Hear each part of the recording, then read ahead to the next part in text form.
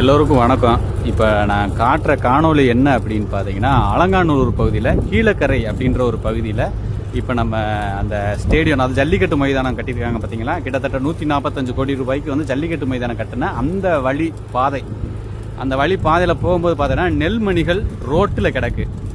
ஏன் இப்படி ரோட்டில் கிடக்கு? சுதந்திரம் வாங்கி கிட்டத்தட்ட 70-75 வருடங்களுக்கு மேலே ஆகியும் ஒரு நெல்லுக்கு ஒரு குடோன் அமைக்க முடியலை. ஆனால் ஜல்லிக்கட்டு அதாவது பாரம்பரியத்தை வந்து அழிஞ்சு போயிடக்கூடாதுன்னு சொல்லி ஒரு ஜல்லிக்கட்டு மைதானம் திறக்கிறாங்க. அது சந்தோஷம், வரவேற்கத்தக்கது.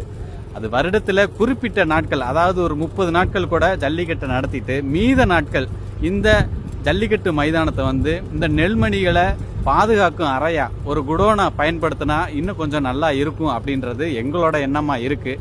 இதுக்கு அதாவது 66 கோடி ரூபாய் கட்டி சும்மா தானே இருக்குது. சும்மா இருக்க காலகட்டத்தில் நம்ம இந்த மாதிரி நெல்மணிகளை போட்டு அங்கே வந்து நம்ம பாதுகாத்தோம் அப்படின்னா விவசாயிகளுக்கு பாதிப்புகளை வந்து நம்ம குறைக்கலாம்.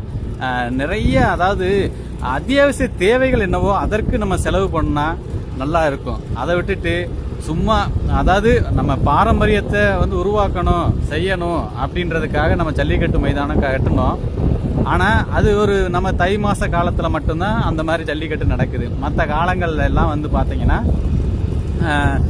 சும்மா இருக்கிற காலகட்டத்தில் இது வந்து ஒரு குடோனா பயன்படுத்தினா நல்லா இருக்கும். ஒரு மாற்று சிந்தனை. இதை எத்தனை பேர் வரவேற்கிறாங்க அப்படின்றது தெரியாது. எங்களோட பொது கருத்தாக நாங்கள் இதை வைக்கிறோம். இன்னைக்கு சும்மா தான் இருக்கு. 66 கோடி ரூபாய் இந்த இருக்கு சும்மா. நெல்மணி வீட்டில் ரோட்டில் கிடக்கு.